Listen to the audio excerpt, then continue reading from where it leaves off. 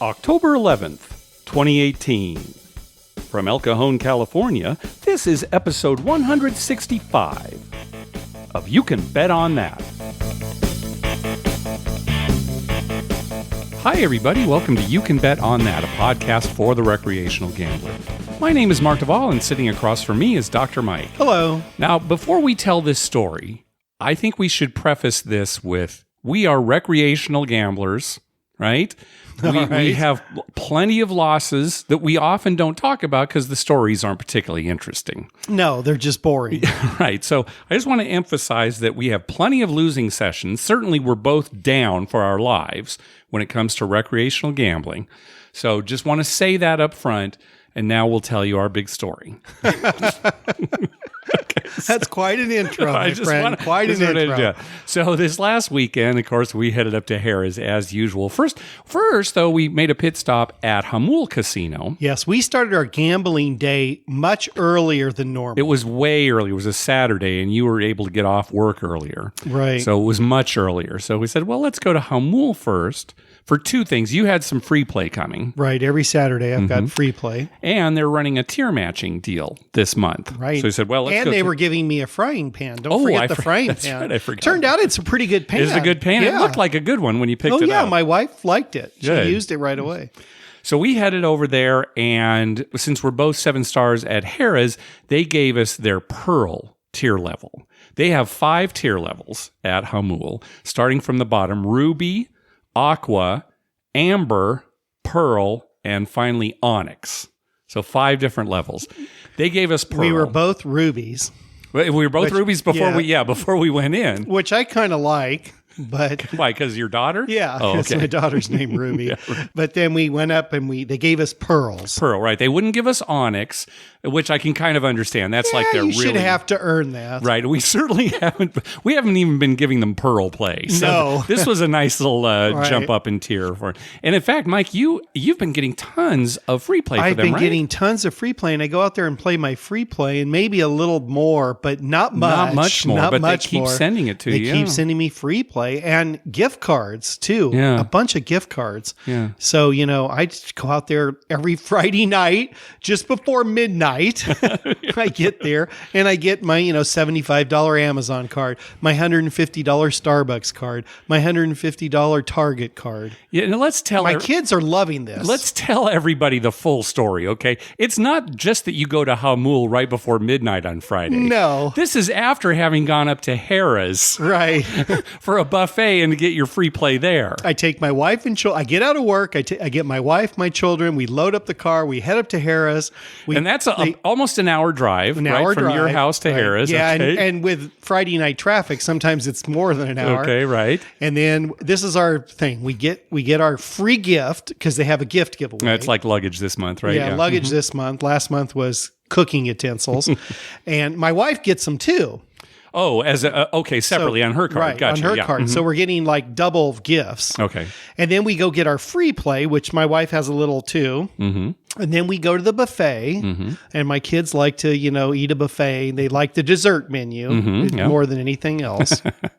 And then at the end of the buffet, I stay with the girls and we pig out on dessert. And my wife takes all the free play and plays the free play. Because she's been having really good luck with that. She's had very good luck with video poker. Okay, so what time is it by now then? Maybe 8 o'clock, 9 o'clock? Yeah, about 8:30, 9 o'clock. All right, so how long does it take you to get from Harrah's to Hamul? That's another hour and 20 minutes. Okay, yeah, on the road, yep. Okay. And then we drive to Hamul. The kids always bring pillows and blankets. And that's right, because Hamul is absolutely 21 and over to even step foot in the place. They cannot right? go in. Yeah. Right. So they went in the car. Yeah. So we have 3 rows in the car. So one gets in the second row and lays down. One gets in the third row and lays down. My wife and I are in the front. We drive out to Hamul. I park in the structure, and my wife stays in the car with the kids while I run in to get my free gift card. Yeah. And usually we get home between 11 and 12. That's pretty good Friday night. Yeah. And then the next day is when you and I actually go to play. Yeah, at the then casino. I go to work, and then as soon as I'm through with work, you and I head to Harrah's and play. See, now they don't mind at Harrah's me coming and getting free play without playing, I don't think, because the next night we give them plenty of action. Yeah, that's true. Well, I mean, when you say they, I don't know who's looking at it. Mark marketing or whoever does it look like, hey, you didn't play on Friday night. It doesn't seem to be hurting you. No, it doesn't. Based on the free it does play not seem to be hurting me at all. All right, so back to our story. We went out to Hamul, and you had some free play, and we played it at a blackjack table. In fact, you let me play with some of the chips, and we won. You won on that, right? I mean, I won $300 on that, right? On like 200 in free play. Yeah, in free play. I cashed out for 5. Yeah, that's amazing. And I didn't really give them any money. I mean, it was just their money and we were playing with, right? Yeah. We did well. Yeah. So that was a good start. And then we drove up to Harrah's, which again is about an hour and 20 minutes. We put the frying pan in the car and we drove right up to Harrah's. We didn't even stop at home. Nope, just straight up there.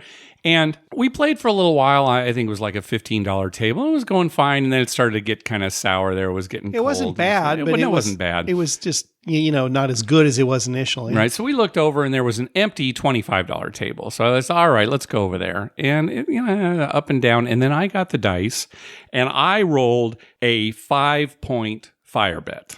Right. And it was just you and I at the table. At that point, it was just the two of us. So it was going quickly.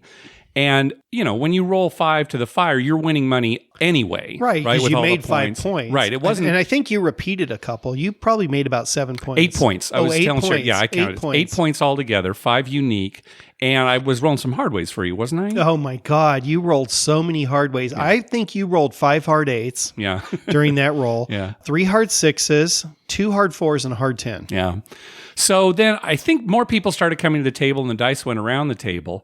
And then you got the dice. Right. And you rolled a 5-point fire bet. Yep. We both rolled one. First time that's ever happened in one session for us. We've had it on one trip to Vegas. It happened, but it's never happened at one session at a table.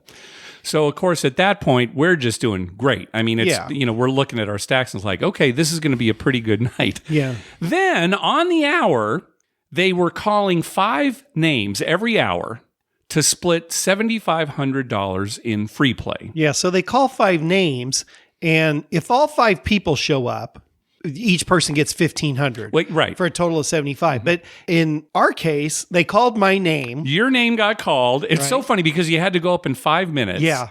Right. I had to leave in the middle of a pretty good roll. And we'll talk about that in a second. But with your group, that was just you and 2 other people, right? Right. Only 3 of us showed up. So you 3 split the $7,500. Right. So we got $2,500 apiece. Wow. And it's so funny because the other 2 were like, oh, maybe they're not showing. Maybe they're and they've got a big clock there, and they're counting it down. 5, 4. And I'm thinking, I just want to go back to crap. I mean, I wished all 5 had just showed up right away so I don't have to stand there for 5 minutes. Mike.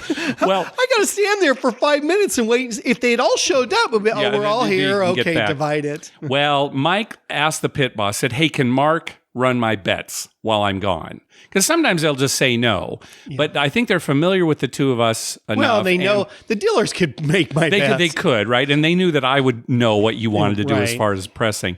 And as it turned out, when you left the table, the next 3 rolls were 3, 3, 7 out. Yeah. So you didn't miss a thing. I didn't miss one thing. Yeah. And then there was a fill because we had wiped them out. The fill, they had to come with a fill all the chips. So I got back by the time the next roll was that's true. Right? Yeah, you did not miss very much. So now it's just turning into a crazy night. It's like, okay, this is going to be one of our biggest ones. He said, hey, Mike, how come you're not playing roulette? We got to go over, play roulette at the same time. So you went over and played roulette, bet on 22. Yeah, and hit it right off the bat. Jeez. Oh, my gosh. I think I won 600 on roulette. Well, we stayed for a little bit longer, and the rolls were okay. Actually, afterwards, it was fine. And then it was not bad. It was funny because after all that, it never got like ice cold. No. It's like, a guy would make a point in 3 or 4 numbers, and, so they were all like, maybe lose a little, win a little rolls. There were nothing bad happen, which usually is not the case for us. And then finally, after maybe a couple of quick 7 outs, we said, well, we got some free play here. Let's just go play our free play. And we did, and we waited. At 11 o'clock, they were giving away $20,000. Right. So we waited till 11 o'clock. They didn't draw our names. And at midnight, we had free play. For Sunday. So it would go into effect at midnight. We could actually cash it in at midnight because it was Sunday free play. And we both looked at each other and it's like, let's just go home. I don't want to stay here for another 45 minutes, play more craps, maybe lose. Right. I didn't want to lose any of the. Right. So often we're wiped out the next day. So we went home. We actually, did not. We chose to forego the free play. I forego $200 free play, and I had my biggest night that's ever. not a big. No, that's true. You had your biggest night up there at Harrah's ever, correct? Right, at Harrah's ever. Yeah, I mean, it was huge. Yeah, it really was. It was and they have substantially huge. Yeah, they have a new policy now, too, at Harrah's where you can tip the dealers on the fire bet more than it used to be. Used to be, they had a maximum of $5. Right. And when we rolled the fire bets, you would actually tip them $5 on my spot and $5 on your spot. Right. So they had $10 on it. Right. So $10, they got $2,500 each time we rolled the fire bet. Right. So they collected $5,000 in fire bets. Just on that. And then you had so much for them on the hard ways. Mike, how much? Well, your last two hard eights, I had $100 for them. For them? For them. Yeah. Yeah.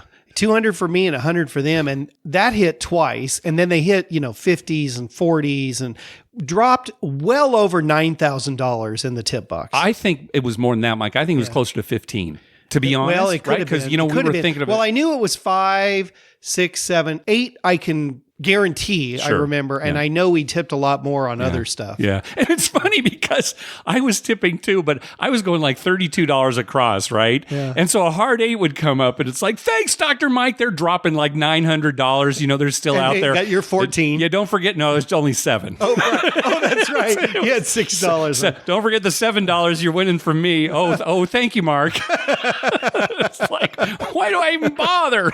And they had to put that all in quarters.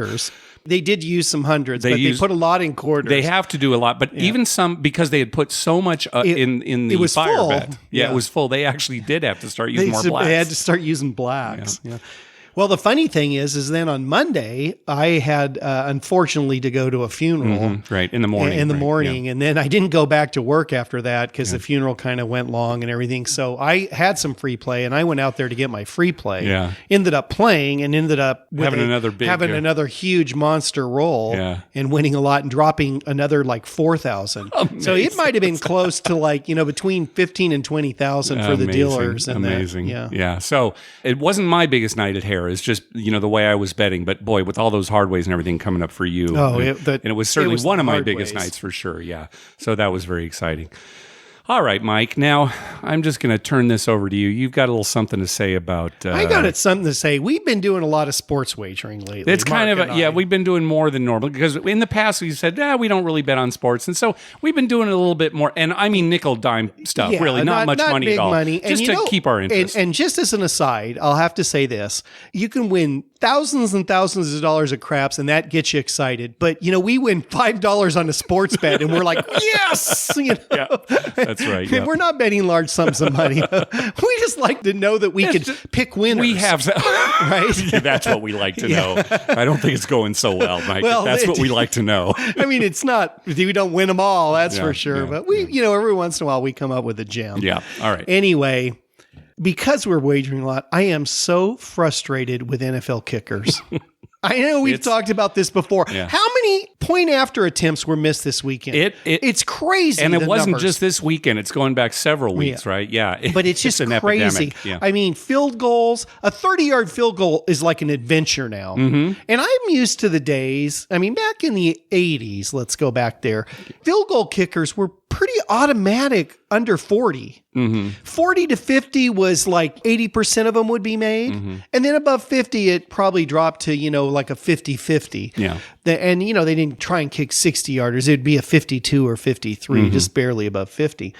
But now, seriously, it can be like a 30-yard field goal attempt, and I'm worried because they're terrible. Yeah. And I don't know what it is. There's no explaining it. These are young guys. As a matter of fact, and I was telling you this weekend, we're watching the games, most of the kicks that were made that were of any length were by older kickers. And that should not be. Their legs should be weaker. They should be older. It should be the young guys kicking like 65-yarders. Yeah. So in this weekend, there were so many missed, but there was also the second longest field goal in NFL history. I picked Carolina in the survivor pool, the Better Life survivor pool, and it looked like, they might lose. He kicks a 63-yarder to win the game. After all the misses everybody's having, a 63-yarder. Second longest in history. Yeah. Anyway. Just the Green Bay game, about, right? That definitely affected us, right? Yeah. Well, yeah, we lost that game on our wager, and Green Bay missed 4 field goals and a point after. Yeah. 4 field goals and a point after. Unbelievable. It's just unbelievable. So I'm sitting there and I'm just fuming on the couch, right? Eating my chips and salsa and just fuming. And my wife... It's not like they're doing it on purpose. It's not like a decision they've made. No. Right? It just pisses me off. We're losing our bets because they can't kick field goals? You weenies. I mean, they're terrible. So then my wife says, you know who they need? They need Gus. Gus the mule? The mule. Gus the mule, the field goal kicker, the old Disney movie. So that movie had Don Knotts. Yeah. It had Ed Asner. Yeah. It had Tim Conway. It had Johnny Unitas as himself. Okay. And it had Dick Butkus was in that. Yeah. And I don't think he played himself. I think I think he played somebody, right? Anyway, that mule could kick field goals. Is there any rule in the NFL rules that say all the participants have to be human? I doubt it. There's probably not. I don't think they're that specific. Yeah. But I'll tell you what. So Lynn says, yeah, they should just, they need Gus. And I'm like, well, yeah, they've got all these other asses out there. What's wrong with Gus? Why can't Gus be out there? Good night, everybody. Thank you. Why can't Gus be out there? Oh my God. It drives me. It infuriates me. Well, if that's the worst thing that you get upset about, you know me. I mean, I can take a lot. I can take losing a few football bets, but I can't take a lot. I can't take losing a football bet when the field goal kicker misses 4 field goals.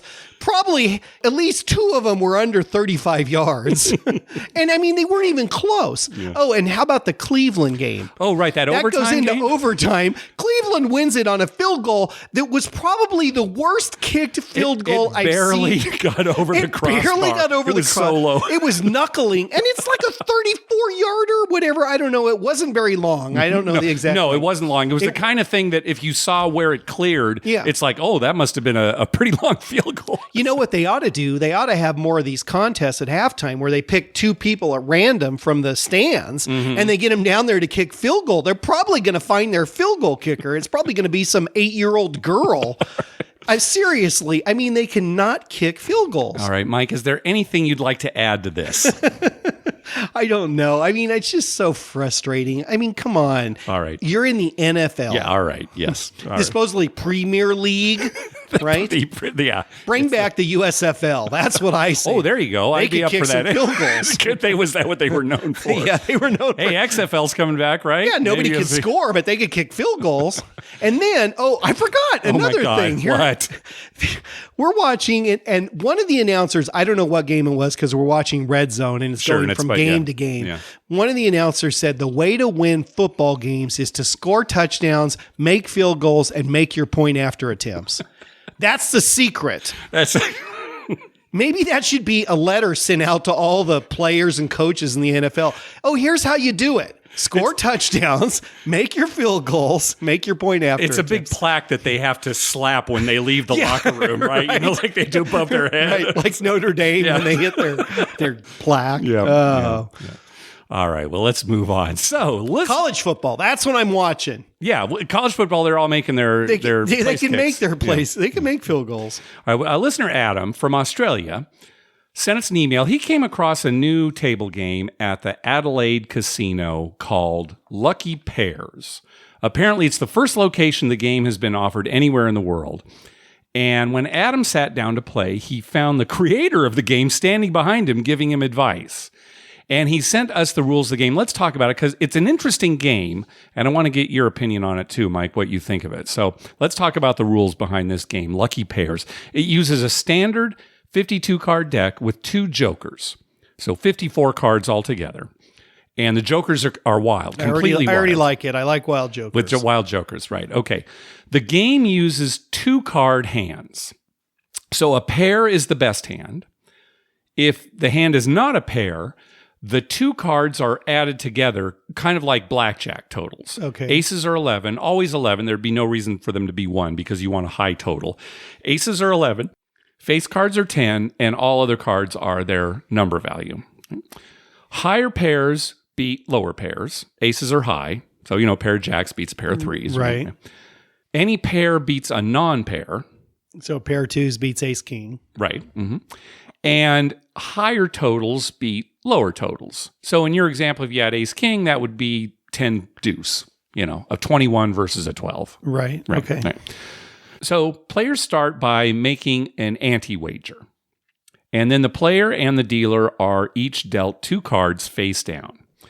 The player looks at their cards and decides whether to fold or to stay in. If they fold, they lose their ante-wager and the game's over.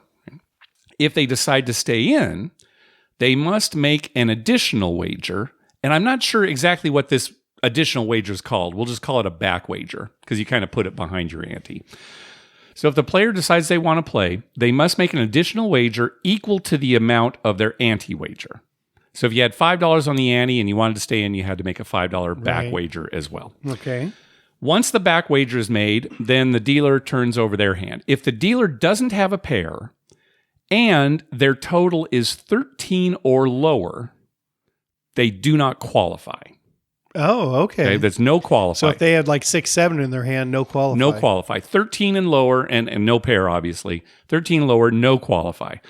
In that case, the player's ante-wager is paid at even money, regardless of what the player's hand is. Even if the player had a worse hand. Right. And the game is over. The back wager is not paid. Right. So just a push. Only the ante-wager is paid at even money. If the dealer has a pair or their hand total is 14 or higher, they do qualify. So then the dealer's and the player's hands are compared. If the dealer's hand beats the player's hand, the ante and the back wagers both lose. Simple. Right. If the dealer's hand and the player's hand are the same, that's a tie and it's a push. The ante and the back wagers both push. Okay. If the player's hand beats the dealer's hand, the ante is paid at even money, and then the back wager is paid differently depending on what the player's hand is. If the player has a pair of jokers, the back wager is paid 10 to 1. And jokers are higher than aces. Yes, and I'll get to that. Jokers are higher than aces, but we'll talk about how those hands kind of play out. Okay. If the player has any other kind of pair, the back wager is paid 2 to 1. And for all other hands, it's just paid even money. Okay. So now, regarding ties, a pair of jokers beats a pair of aces. But if a joker is being used to make a pair, let's say somebody has joker 6. Okay. That would tie with a natural pair of 6s. So what about joker ace would tie pair of aces? Pair of aces. Okay. Right. Okay. The only difference is that a pair of jokers does beat a pair of aces. Right. If there's 2 jokers. Right. Okay. Now, when it comes to hand totals, if the totals are the same, it's a tie. It's a push. So, for example, if the dealer had ace 5 and you had jack 6, those are both 16. So it's not like the ace would be higher than the jack. Okay, you don't go to the you don't go suits. Just like in ranks. blackjack, it's the same total. Right. So it's a push. Now, when Adam was playing this, the creator told him that the way to play it is you should stay in with a total of 12 or more. Well, a pair, obviously. If you have a pair, stay in. Or if you have a total of 12 or more, stay in. Okay. And he also said if you have 6-5, also stay in. I guess just because when 1-6 and 1-5 are removed from the deck, I mean, just mathematically, there must be something the about that. Yeah. Well, here's what I did. I thought, this is an easy enough game. Let me try to analyze it. So I wrote a program to run through it. And here's the basic strategy I came up with. If you stay in, obviously, if you have a pair, if you have a total of 13 or more. Okay. Or if you have any of these hands, 8-4, 7-5, 7-4, 6-5, 6-4, and 5-4. Anyway, I'm hoping that I can find someone to verify my analysis. That's what I came up with. And I came up with, for every $1 that you're betting on the ante, if you play that basic strategy, you'll lose about 3 1/3 cents. every time you play a hand in the long run. All right. So, and of course, like a lot of carnival games, there's a side bet that you can make that, has terrible house odds. So it's got like just a based on what 3.5% house edge, we'll say. You could say it that. It's just that I hate to say house edge because sometimes you're only risking $1, other times you're risking $2, right? So it changes depend on the. If you just talk about expected value, that's what it comes down to. Right. Okay. But there's also a side bet where you're just betting on what your hand's going to be, regardless of what the dealer's like if hand. You're going to get a pair. Yeah, it's just those typical side bets with the high house edge. So, is there any side bet where you can win like $10,000 or no?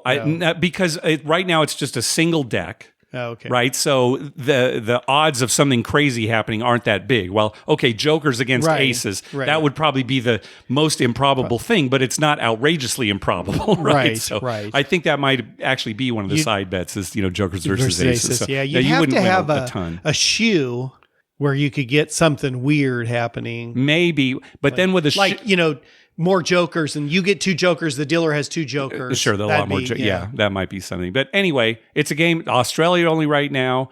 Adam said the creator said it might be coming to Singapore. I don't know when it's coming to the United States, but I just thought it was an easy enough game that we were able to kind of figure out, what do you think about how popular it might be? Because I think people would like it because it's very easy, It's very easy, but there's also no real decision. One thing people like about blackjack is, do I hit or do I stay there more? There's no decision. You might get bored with it quickly because there's no decision. There's no decision. At the same time, there's really no decision with 3-card poker either. Right. You stay in or you don't.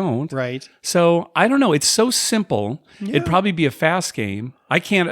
Casinos would probably like it because it's fast. I think so. Yeah, exactly. It'd be fast. I mean, it's just boom, boom. It's like as fast as blackjack because most carnival games are slower than blackjack. I think it'd be faster than blackjack because the dealer doesn't have to go to each player and get a decision. There's no hitting or anything. No, it's just the player's either in or not. Right. You just deal out the cards and then flip it over and then you pay. They bet their money and you flip it over. Right. And the payouts aren't that complicated. I don't know. It's one of those things where I really don't know. Would we like playing it? I don't know. Would the public like playing it? Would people who don't frequent casinos that often like playing it?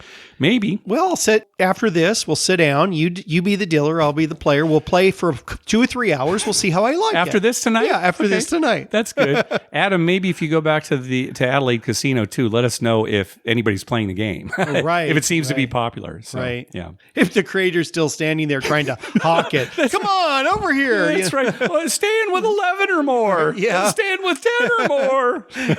He's probably telling him so they're hoping that, the house will win and buy the game, right? That's right, yeah, He's probably just trying it out. That's right. Hey, thanks to everybody who's been clicking through our Amazon link.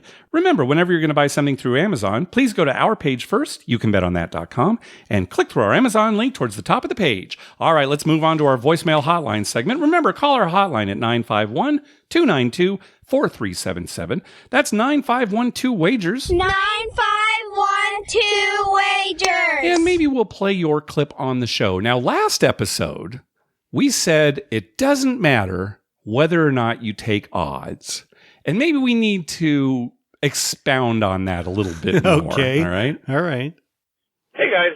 It's Guillermo from the LC. I have a question in regards to what you guys were talking about last week with Eric Rosenthal and taking odds. So I've changed my play a little bit into more making it last more than the big home run hit. So what I do now is I'll start at a table with just the pass line and backing up with some odds. And then as I hit numbers, I can then go, if I hit one number, then I can place a 6. If I hit 2 numbers, I can place an 8 or do a comeback. But it builds up based on how many numbers are hit so I don't get my bankroll wiped out. So usually I'm in for about $200 to $300 for a $10 table per se. My question is, based on what you said last time about odds, does it make sense to take odds? I remember hearing somewhere that you don't get rated for the odds. You only get rated for your pass line bet. So if the goal is to play as long as possible and enjoy myself at the tables, and I'm willing to be patient, is there a benefit in taking odds if that's my goal, is just to have a good time and play for a longer time and try to avoid the high variance? And also the problem is getting those weird looks with the dealer saying, hey, you don't want odds, because I've always learned to play a specific way where you always take odds. That's the smart way. That's the smart way to play. But now I'm wondering if maybe it's not based on my bankroll size and the goal of what I'm trying to do, which is play for a while, have a good time. Ideally, most of my sessions would last somewhere between 45 minutes to an hour and a half, and then I'll move on to something else. Appreciate the show. Glad what you guys do. Have a great day. Bye. Okay. Let me tell this story real quick before you answer this. Sure.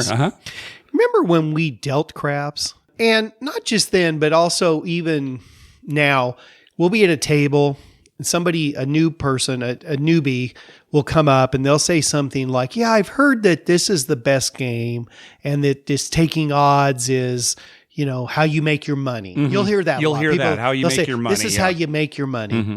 And both you and I have done this. We always tell people, yes, this is called true odds because the house has no mathematical edge on this bet. Mm-hmm. They pay you the exact true odds of that number coming up. But we always qualify it with, and this might help people, it doesn't mean you're going to win the bet. Yes, that's true, right. Because people in their minds associate, well, it's such a great bet, it must win a lot. That's true, right? Yes, right. And that's what's going through their head. Mm-hmm. And we always would qualify it with, it doesn't mean you're going to win that bet. It just means that when you do win that bet, you'll get paid what you deserve. Yes, that's a good point because really, when you're taking odds, we're talking about pass line and come bets. Right. When you're taking odds on that number, chances are that bet is going to lose. Right. Now, the chances may be, 6-5. Right. Or they could be 2-1. Right. So, but that is a good point, right? It doesn't mean they're going to win. It's just when you do win, it gets paid. You get what you deserve. Yes. Right. Yeah. So, it's a hard thing for, I think, people to wrap their mind around because, they hear, oh, craps is such a great game. And that odds bet is the thing you make so you can win money. And sure, when points are being made, having max odds out there and, all of a sudden you're making money. Yeah, right. But the points have to be made. Mm-hmm. And that just because you bet it doesn't mean it's going to win. Yeah, that's a good point. That's a very good point. Yeah. Mathematically, it doesn't matter in the long run whether or not you take odds, but we still recommend you take odds because we're recreational gamblers. We're there to play. It's one of the more fun bets at the table because of how it pays. The house is offering a fair wager. Now, getting to the questions, does it make sense to take odds? That's a little harder to answer. Does it make sense? Well, it depends on what your motive is. Right. And if your motive is to play longer and to have less variance so that you can stay there as long as possible, then I wouldn't take odds. That's true. But if your motive is to have fun or, I want to win a lot today, then I would take odds. And again, we emphasize this, if your bankroll can handle it. Because like we said, when we say variance goes up, that means you're more likely to have big wins and big losses. Right. So, because you've got more money out there. That's what we mean when it's higher variance. I remember once one of the guys that we play poker with, we were talking about craps once, and he said, oh, you always have to take max odds. I mean, that's the only smart thing to do. And I said to him, well, what if you're at a table with 100 times odds? You got a $5 bet. You're going to put $500 back? Oh, well, no. Of course not, right? That's an extreme example, but even at lower levels, it can really matter depending on your bankroll. Right. And if you want to really understand how much that big wins, big loss thing, just stand next to me for a half hour. Yes, right. And Mark always gets on my case because I take full odds, and sometimes I have large line bets and full odds, and I make smaller place bets. So I really need those points to hit. You do, right? I'm telling you, Mike, bet less on the line. You can still take full odds. You'll still have a lot of money out there. Yeah, but I like to hit those big because I'm shooting for the big win. Now, when it works, it's great. I have huge wins. And when it doesn't work, the losses add up. So we absolutely do not want to discourage people from taking odds. No. We would normally encourage it because it's fun.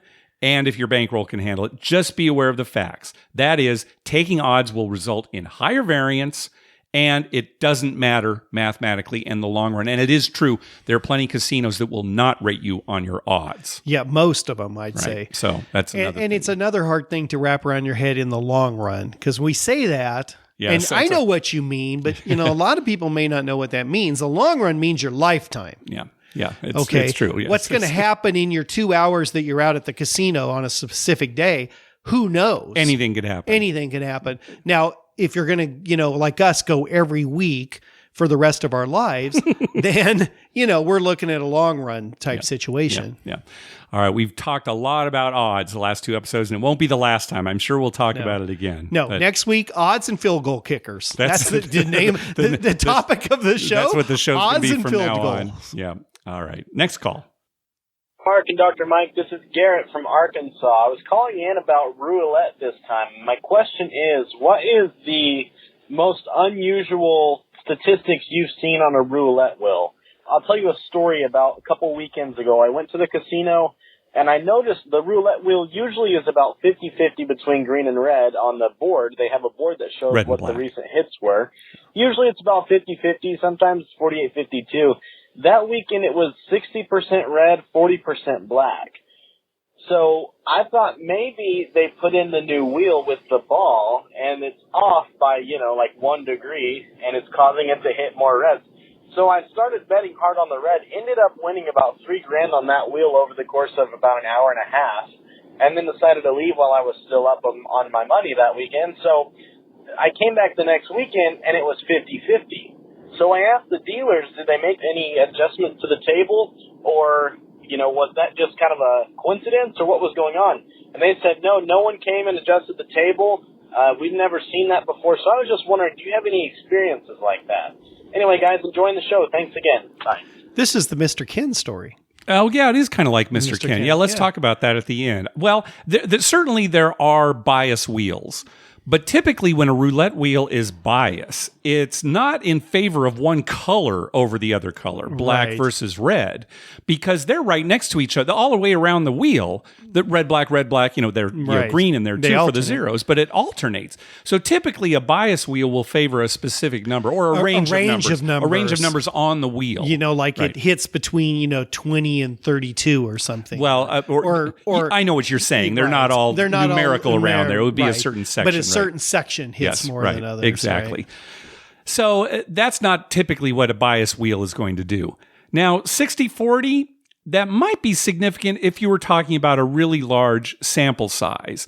But these displays at the casino, even 1,000 spins is not a big enough sample size. Yes, 60-40 would be unusual after 1,000. The display has about 20 spins. Well, I was looking online. There are some that go up to 1,000. Oh, there are. Yeah, and maybe even more. Because like the ones at Rincon, they're like 20. Yeah, and that's the thing. The casino wants you to see anomalies like that. Like, oh my gosh, look how many reds have come up within the last half hour, because then people will come to the table, oh, something's going on, when nothing is going on, right? It's just a small sample size.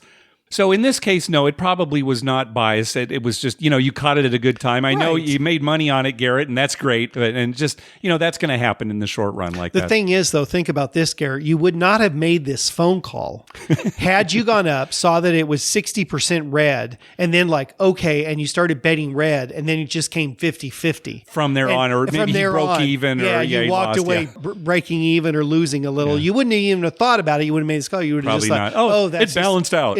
Which is another kind of a fallacy, but yeah, that's true. Yes, yeah.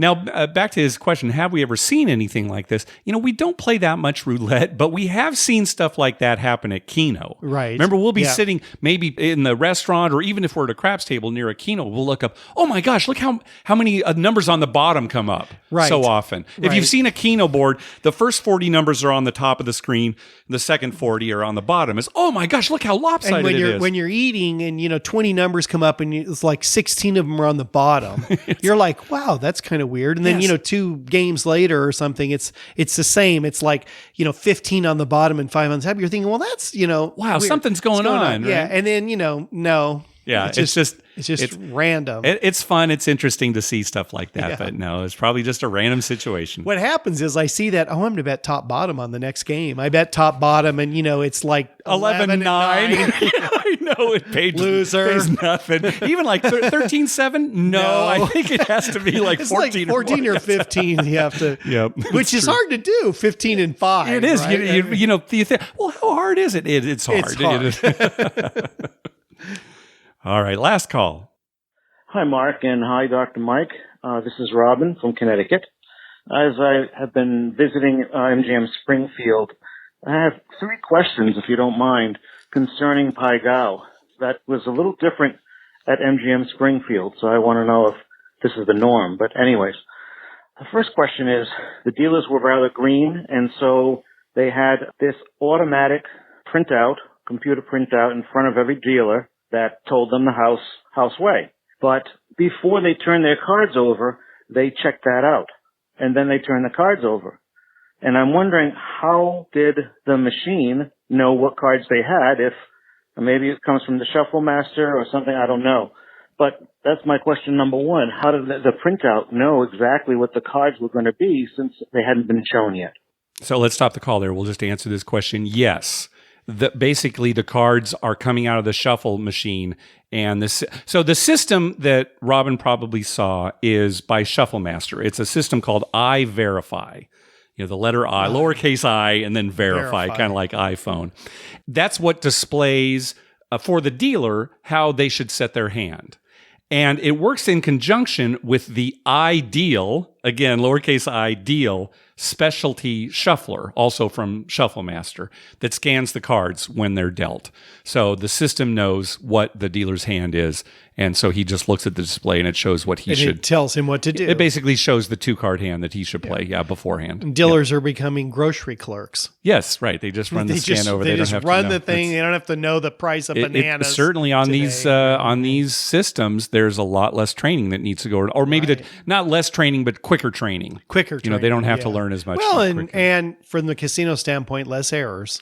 Exactly. That's a lot right. less errors. Yep. Right. Question number 2.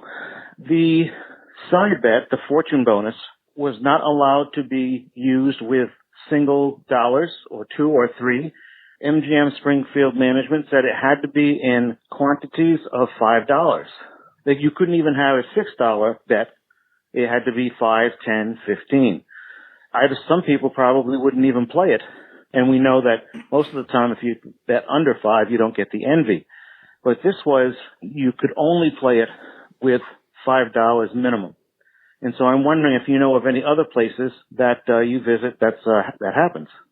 We got a call a little while back about someone who saw this happening at Four Queens. Right. Where there was a side bet where it had to be at least $2 and not $1, where they had seen the side bet offered so many more times. And, right. The only reason is just greed, really, on part of the casino. Right. It's just a casino greed thing. Now, as far as having to be multiples of 5, I think that's just to make the payouts easier for the dealers. Probably. Right. So that if they have a $6 bet out there, it's like, they don't have to figure out. Yeah. Anything. So that's what I would guess. Because they know what a $5 pays. Yes. It's easy to multiply it by 2 or 3 or 4. Just do it like that. Right. So it's probably a combination of making it easier for the dealers, quicker too, to pay it out. Right. And requiring people to maybe they make more money. Our casino's thinking, I don't know, do they make more money when it's higher like that? Maybe. So maybe they make a little more, but I think they don't really care about making more. They care about no errors. Yeah, that and could be. So they're making it easy for the dealers. Yeah. And that is easier for the dealers, right? Yeah. I mean, no, definitely. Yep. And the third, I wanted to know, sometimes the houseway differs from casino to casino. Most of the time it's pretty much the same, but sometimes it's different, whether it's use of the ace or when 2 pairs would, is the houseway or whatever the case may be. So is that number one? Well, this is a question with 2 parts. How's that? Boy, you're getting a real bang for the buck here today. Question number 1 is, do different Pai Gow tables have different houseways? And the second part of that is there a houseway that is better for the player, or is there a better houseway that is better for the house? All right. Well, I guess that's enough for me. Thanks a lot, guys. I love what you do, and hope to see you soon. Ciao. Yeah. So, nice hearing from Robin. From Robin over at that. NE Time Gambling. That's right. NE for New England, NE Time Gambling. Yeah, there are many different different casinos have different houseways, typically. Before this system came out, there'd be a set of rules that a dealer would have to memorize or at least have a copy of close by if they needed to reference it. Right. I remember asking years ago, I want to say it was at Fremont, hey, can I have your house rules? And they gave me a copy. Other places won't. They said, well, we won't, we're not going to tell you. So, well, that's ridiculous. But yes, so there are, depending on where you go, you might get different house rules. Are there some that are better for the player versus better for the dealer? Sure, but we couldn't tell you where it is, where the better ones would be. We couldn't say, oh, New York has a better one than... No. It depends on what hand you've got.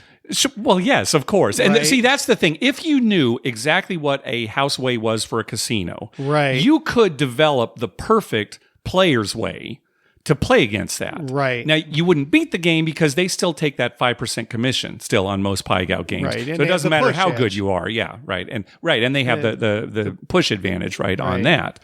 So, yes, there are better house ways for that. They try to make it easy. There's no, Right. they don't want a perfect house way because then it would be too complicated for the dealers. Although Right.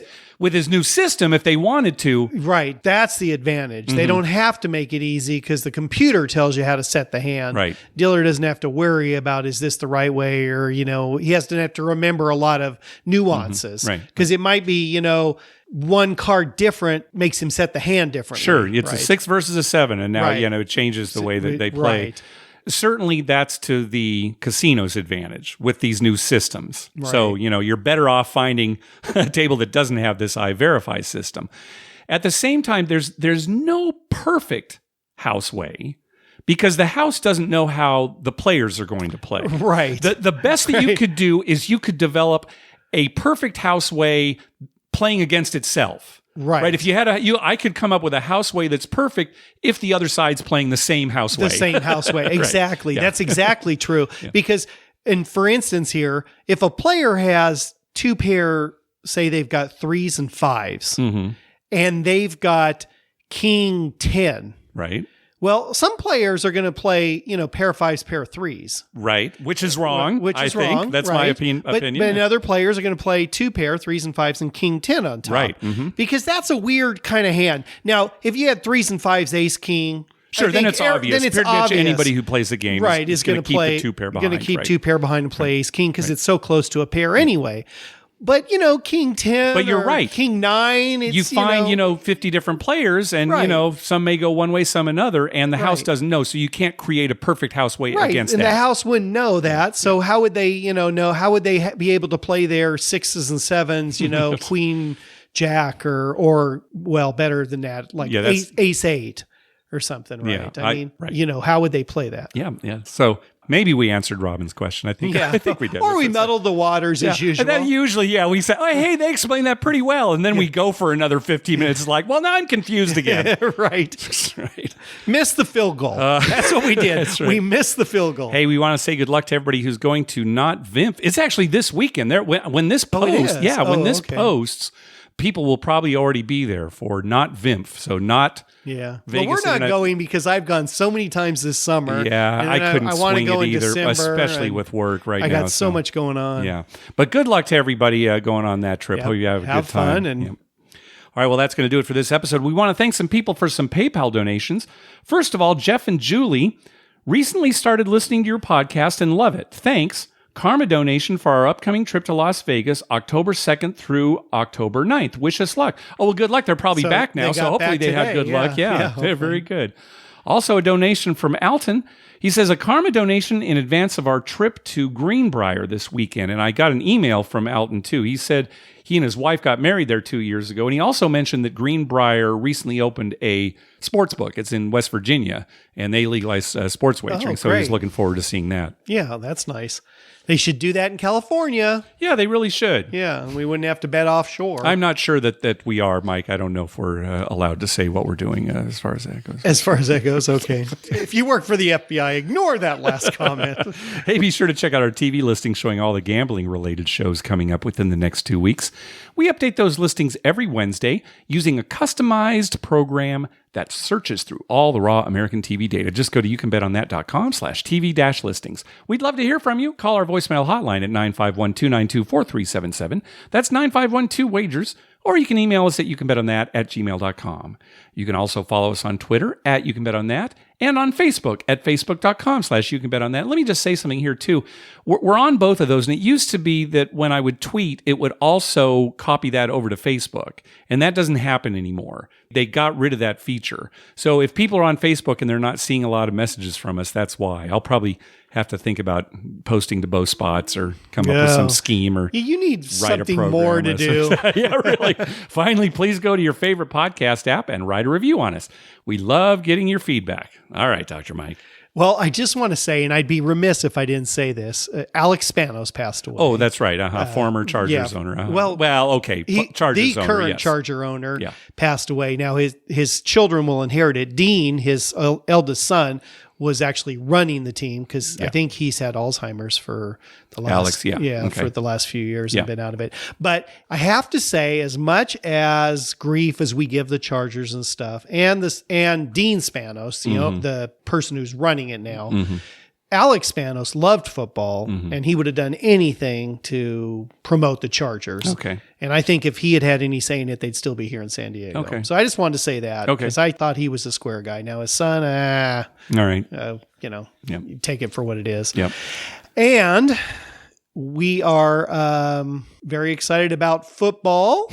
Okay. Still. Yes, I agree so, yeah. We got a lot of bets. And now we're excited about hockey and baseball and basketball. All the sports. All the sports. What a great time of the year. That's right. We're excited about rowing and college tennis. Field hockey. Hey, the high school my daughter goes to, the field hockey team, set the record for most consecutive wins by a high school field hockey team. Really? In the country? In the country, not just in Really? Yeah, they had San Diego section, then California, then country. Wow, nice. So there you go. Yeah, we'll see if we can get some money down on them. Yeah, see if they'll take that bet. Yeah. Hey, they take minor league hockey. Yeah, we can bet on the Gulls here if we want. Anyway, so that's what I have to say about that. It's a great time of the year for us because we got sports all week, and then we go to the casino. Yeah, and you're all excited to go back because you had a big weekend. Because I had a big weekend. You know, my wife wins on Friday night. I win on Saturday nights. You win on Monday when you should be at work. I should have been. Well, I had a reason. Yeah, I know. You had a reason. There's always a reason. There's always a reason to go to the casino, Mark. That's right. You, of all people, should know that. I know. You're preaching to the choir. All right. Thanks for listening. Good night.